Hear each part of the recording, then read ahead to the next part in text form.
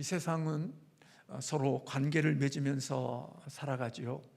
하나님이 삼위일체 하나님으로 존재하시는 모습처럼 우리 인간은 관계를 떠나서 인생을 홀로 살아갈 수 없도록 되어져 있습니다.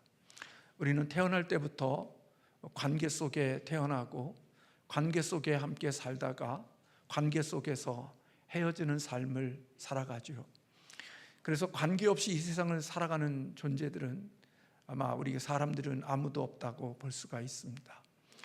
그리고 이런 관계 속에서 어떤 사람들은 그 관계가 주는 풍성함을 누리기도 하고, 어떤 사람들은 그 관계 속에서 아픔과 그리고 고통과 상처를 받으며 살아가는 사람들도 있습니다. 살면서 하나님이 허락하신 그 관계들 속에서 좀 풍성하고 또 하나님이 허락하신 아름다운 복을 누리며 살아가면 얼마나 좋을까 하는 그런 생각을 하고 그런 것들을 늘 기대하고 살지만, 죄인으로 살아가는 우리들은 관계 속에서 하나님이 허락하신 그 풍성한 복들을 누리기도 하지만 때로는 그 관계 속에서 아픔과 상처를 겪기도 합니다.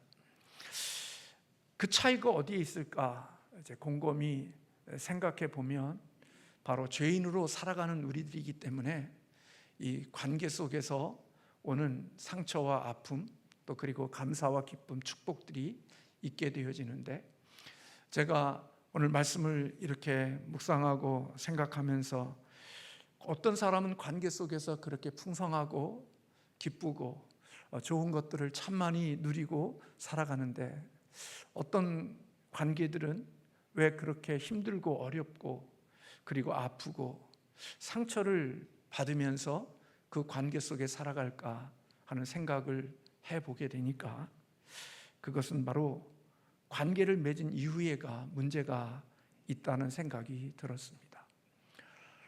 좋은 관계 속에서 좋은 복을 누리고 풍성함을 누리고 사는 사람들에게는 관계를 맺은 이후에 각자 서로 간에 책임을 잘 감당하는 그런 관계들은 그 속에서 오는 풍성함을 많이 누리고 살고 있고 그것에 좋은 것을 맛보고 살아가는 것 같아요. 그런데 관계를 이루었지만 관계 이후에 각자 자기에게 주어져 있는 책임을 지지 않는 그런 관계 속에서는 참 많이 아프고 힘들고 어려운 모습들을 본다 하는 생각이 들었습니다. 사실 우리가 관계를 맺는다는 것은 거기에 책임을 진다는 의미가 있는 거거든요. 단순히 관계만 맺는 게 아니라 관계 이후에는 그 관계 속에서 이루어져야 될 책임이 뒤따르는 거거든요. 그런데 그 관계를 맺고 책임을 잘 감당하는, 서로의 책임을 감당하는 관계 속에서는 참 좋은 것들 그리고 아름다운 것들, 풍성한 것들을 누리고 사는 것 같아요. 그런데 관계를 맺었지만 서로의 책임을 지지 않고 자기가 마땅히 감당해야 될 역할을 감당하지 않는 관계들은 서로를 힘들게 하고 서로를 아프게 하고 그 관계 속에 상처를 입게 되는 일들이 있다는 생각이 들었어요.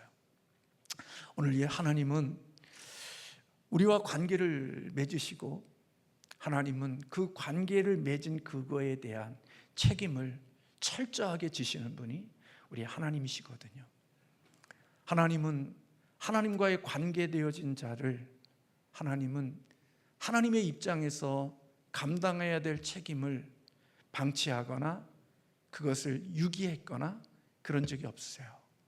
하나님은 당신과 관계를 맺은 것에 대해서는 하나님이 책임져야 될 그 모든 것들을 그 상대방과 관계없이 책임을 다 지시는 분이죠. 그래서 저와 여러분 여기까지 온 거예요. 우리가 잘나서 여기까지 온 게 아니고요, 뭐 대단해서 여기까지 온 게 아니라 하나님이 우리와의 관계를 맺으신 이후에 하나님과의 관계를 맺은 그에 대한 책임을 우리 하나님이 끝까지 지키시고 그 책임을 감당하시기 때문에 우리가 여기까지 올 수 있었던 거지, 우리가 잘나거나 우리가 뭔가 나은 게 있어서 여기까지 온 게 아니에요.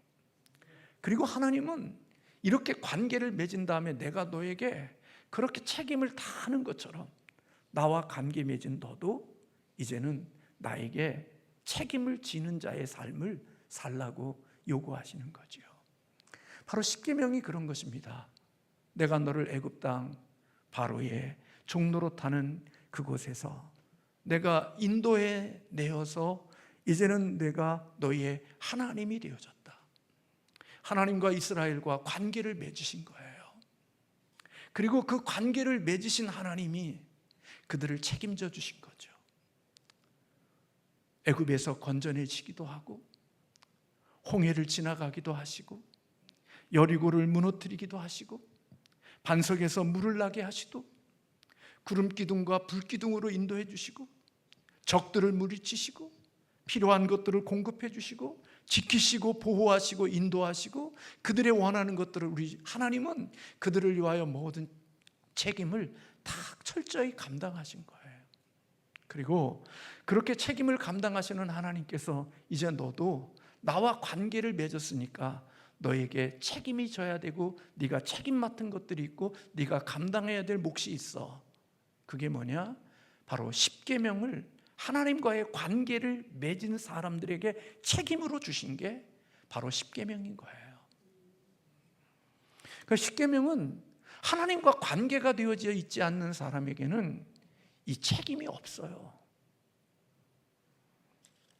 아무렇게나 살아도 돼요. 하나님과 관계가 없는 사람은 아무렇게나 살아도 돼요.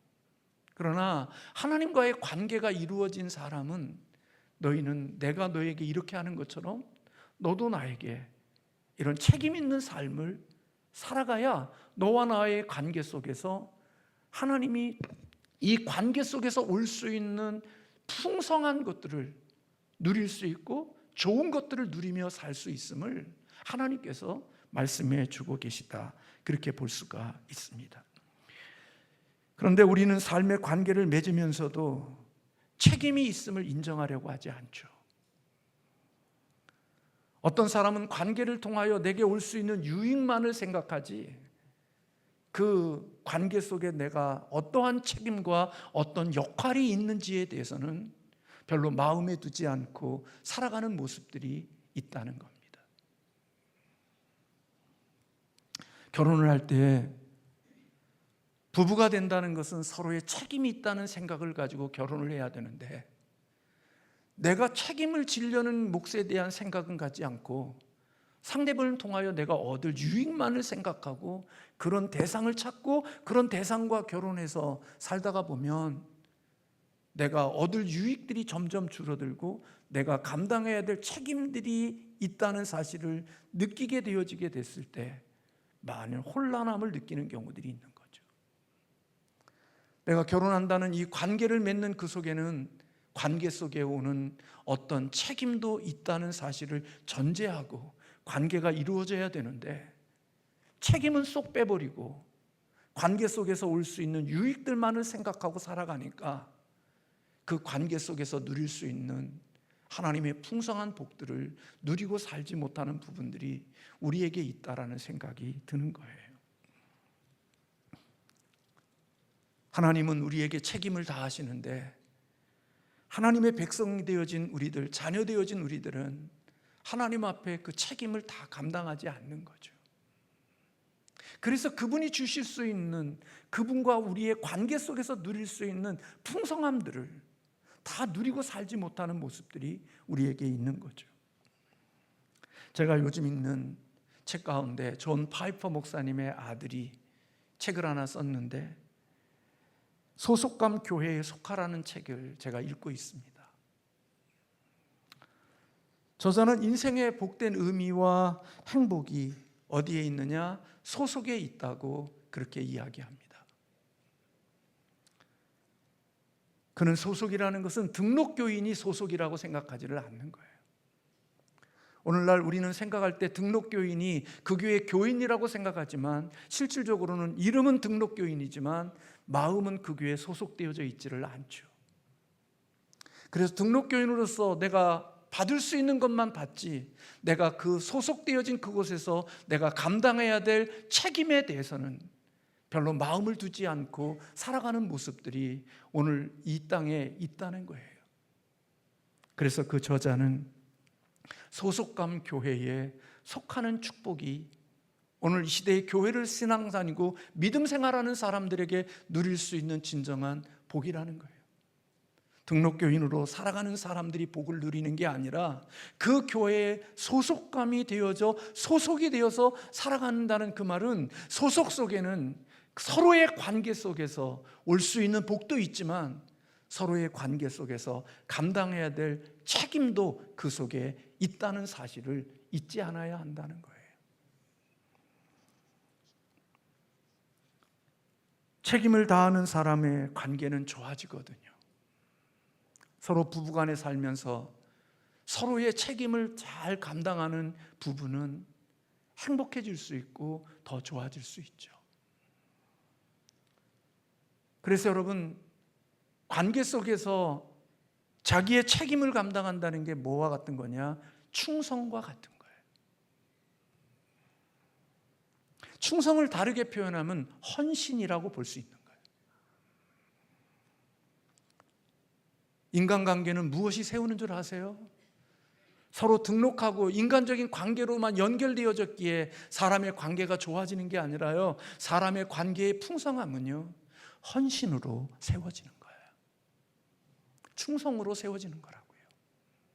서로 간에 남편이 아내가 서로의 관계를 맺었다면 남편으로서의 충성, 아내로서의 충성, 남편으로서의 헌신, 아내로서의 헌신이 각자 자기에게 주어진 책임을 잘 감당하는 그때 관계 속에서 누릴 수 있는 풍성함을 서로 간에 누리며 살아갈 수 있는 자가 된다는 거예요.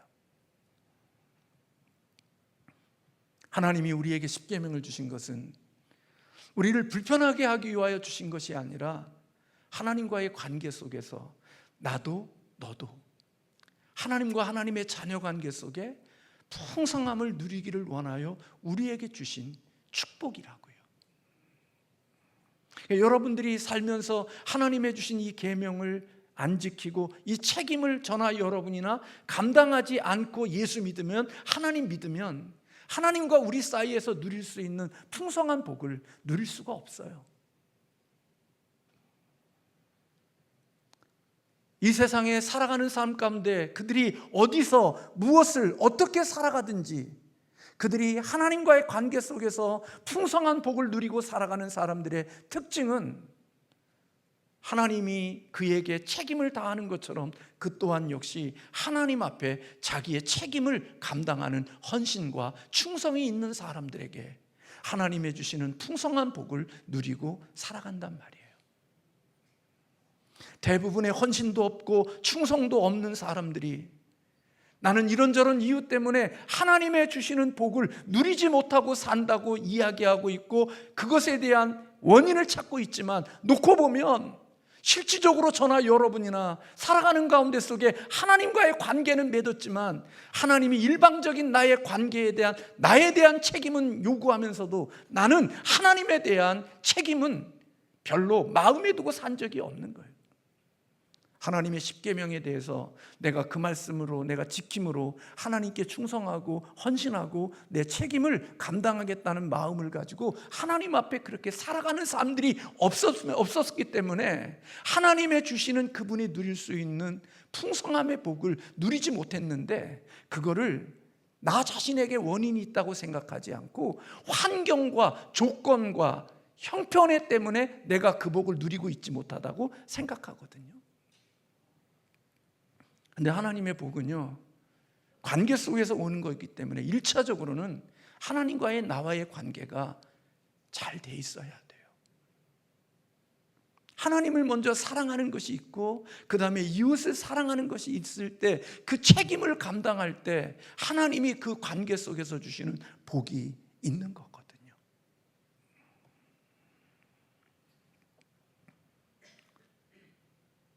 그렇기 때문에 여러분, 하나님이 우리에게 뭔가 윤리를 주시고 도덕을 주실 때 그 뿌리는 뭐냐?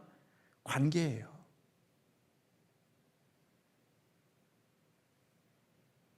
하나님과의 관계를 욕되게 만들면, 그리고 하나님의 그 관계 속에 마땅히 감당해야 될 일들을 감당하지 않고 살면 그 관계 속에서 하나님이 담아놓으신 아름답고 귀한 복들을 누리기가 어렵다고요. 예배소서를 보세요. 하나님이 땅을 축복하시는 원리들에 대해서 이야기하면서 저나 여러분이나 하나님의 주시는 복을 누리지 못하는 이유들은 바로 거기에 있거든요. 하나님이 땅을 축복하실 때 교회를 통해서 이 땅을 축복하시고 하나님의 공동체를 통하여 이 땅을 축복하시거든요. 근데 그 공동체를 약속하고 그 복을 주실 때 하나님의 주시는 말씀들을 보시라고요. 부모에게, 부부에게, 부모와 자식에게, 노동자와 사용자에게, 예배소서에 보면 관계 속에서 주시는 그 관계 가운데 속에 하나님이 책임에 대한 부분들을 말씀하고 계시는 것을 본다고요. 남편은 아내를 사랑하는 게 너의 책임이야. 그게 너의 충성이고 그게 헌신이야. 아내는 남편에게 복종하는 게 책임이고 충성이고 헌신이야. 그래서 부부가 남편이 아내를 사랑하는 책임을 감당하고 아내가 남편에게 복종하는 책임을 감당하게 되어지는 부부들 속에는 하나님이 그 속에 담겨놓으신, 부부 속에 담겨놓으신 복이 그 관계 속에 흐르게 되어지고 있고 그 복을 누리게 되어진다고요. 근데 일방적이죠. 우리는 말씀을 들을 때 남편은 아내를 사랑하라고 그러면 아내가 하죠. 쿡 찌르면서 들었어? 잘 들어. 사랑하래잖아. 그리고 또 남편은 아내들은 남편에게 복종하라고 하면 잘 들었어? 이게 서로 간에 저나 여러분 같아요. 말씀을 들으면서 늘 언제나 상대방만 듣지 내 말로는 안 들어. 저도 그렇고 여러분도 그렇고. 저거 김집사 치는 거지 나 들으라는 말이 아니라고 생각하는. 아니요. 그래서 하나님이 주시는 말씀대로 남편이 아내를 사랑하고 내 몸처럼 사랑하고 주님이 교회를 사랑한 것처럼 사랑하면 그런 사랑을 받는 아내는 남편에게 교회가 주님에게 복종하는 것처럼 복종하는 그런 자기의 각자의 책임을 감당하게 되어지면 부부 속에 하나님이 담겨놓으신 아름다운 복들이 그 속에 있는 거죠. 그리고 부모와 자식 관계 속에서도 자녀를 노엽게 하지 말어. 주의 교훈과 훈계로 잘 가르쳐. 그게 책임이에요. 그래서 그 책임을 부모로서 헌신하고 충성스럽게 그 일을 감당하고 자녀는 부모에게 복종하고 부모에게 순종하는 게 부모의 책임이야. 그래서 자녀가 그 책임을 감당할 때 부모와 자녀의 관계 속에서 누릴 수 있는 풍성한 복을 누리는 거죠. 근데 우리는 내 자식을 내 소유물로 생각하거든요. 내가 이루지 못한 꿈을 대신 이루는 대리자라고 생각하거든요. 내 원한을 네가 갚아야 된다고 생각하거든요. 그래서 자녀를 계속해서 내 꿈과 내 소망과 내 기대를 이루기 위하여 자녀를 노엽게 해. 그러니까 부모로서의 책임을 감당하지 않고 자식도 부모에게 순종하고 복종하는 그런 공경하는 효를 하는 그런 책임을 감당하면 시간이 지나면 하나님이 그 속에 복을 주시는데 지잘난 맛으로 내가 더 배웠고 내가 더 잘났고 내 시대의 문화를 더 잘 아니까 우리는 거역하고 살아가는 모습 속에 서로의 책임을 지지 않는 그 속에 하나님의 주시는 담겨놓은 복이 없단 말이에요. 노동자와 사용자 사이 속에서도 하나님의 주시는 말씀이 예배소서에는 있거든요. 각자의 책임을 감당하게 되어지면 그 속에서 하나님의 주시는 복이 있는 거거든요.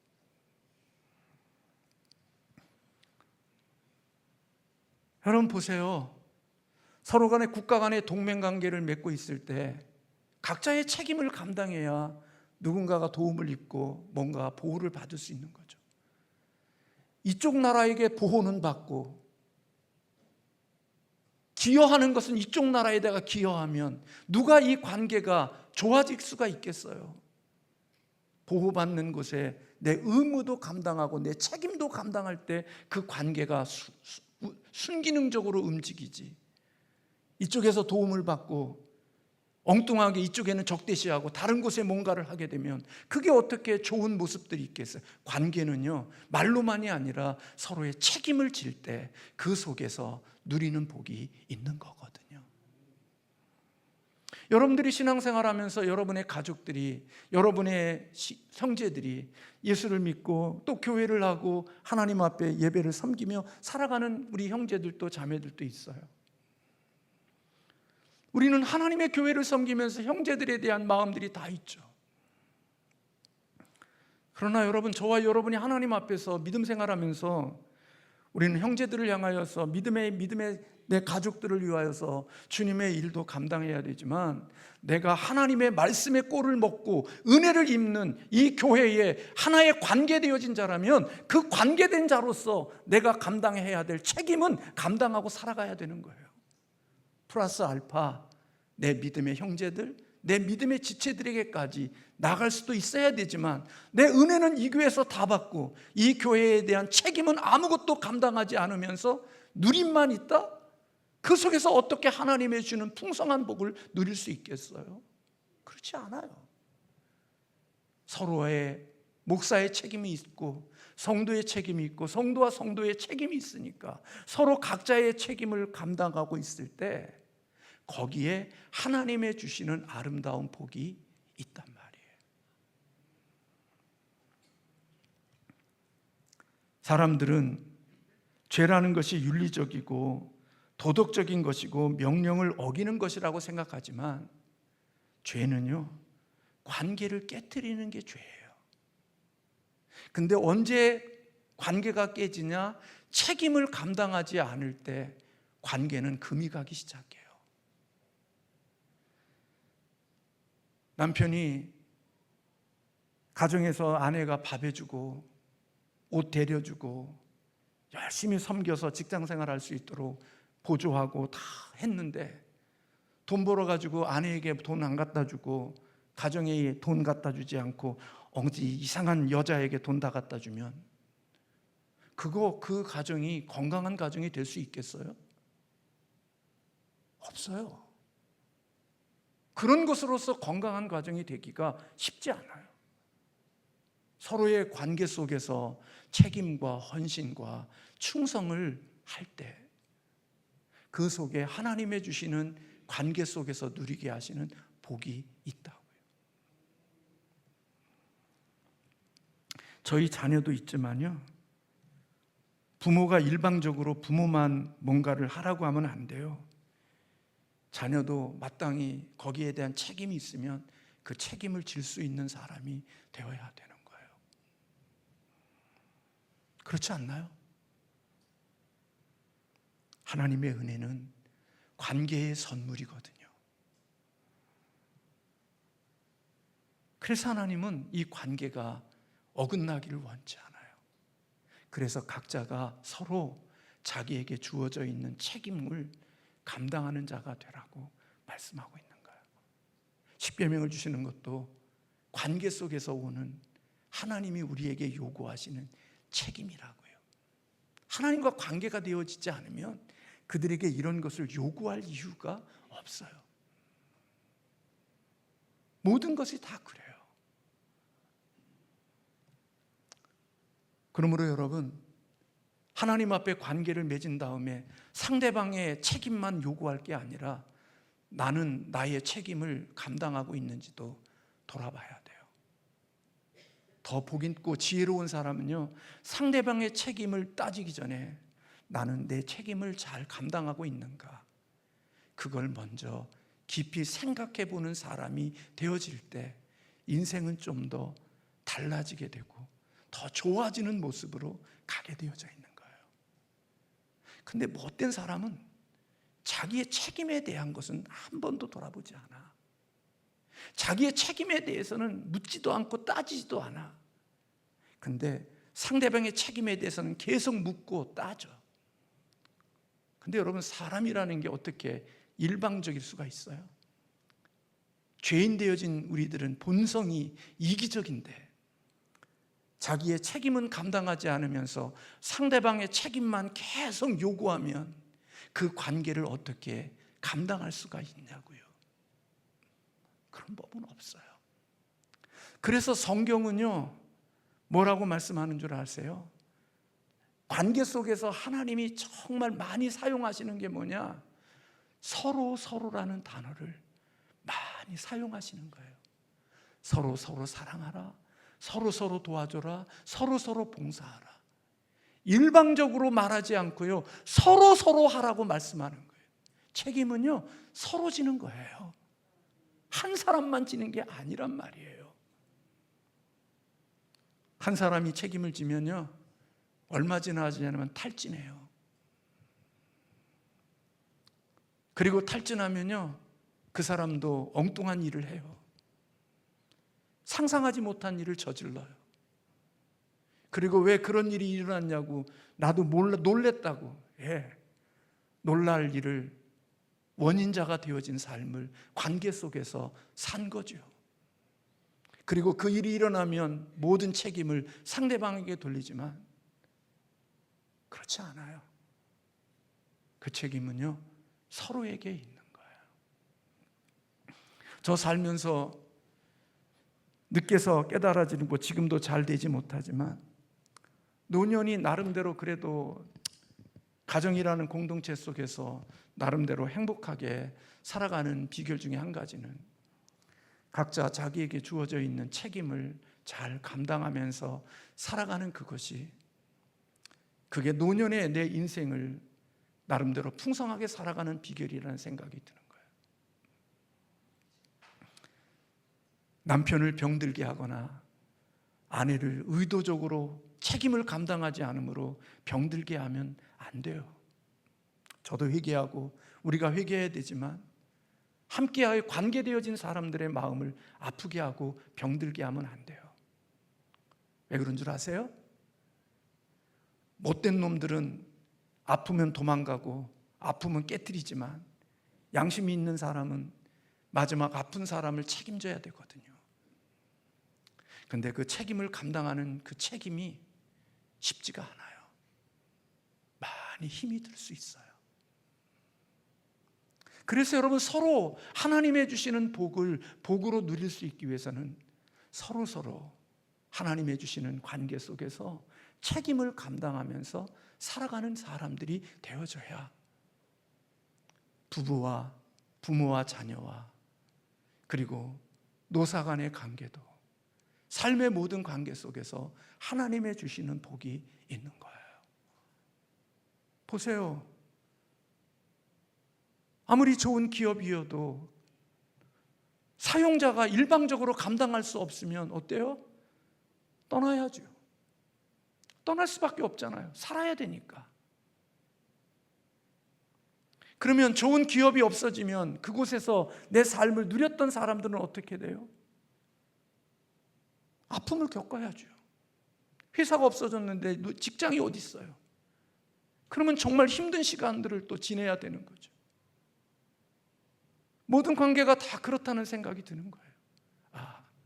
하나님이 우리에게 언약을 맺으시고 십계명을 주시면서 나는 너에게 책임을 다하니까 너도 나에 대한 책임으로 헌신하고 충성하는 사람이 되면 우리가 서로 행복하게 하나님의 주시는 관계 안에서 복을 누릴 수 있다고 하나님이 우리에게 말씀해 주고 계시는 거고, 모든 관계 속에 하나님이 주시는 이러한 복들이 담겨져 있다는 생각이 드는 거예요.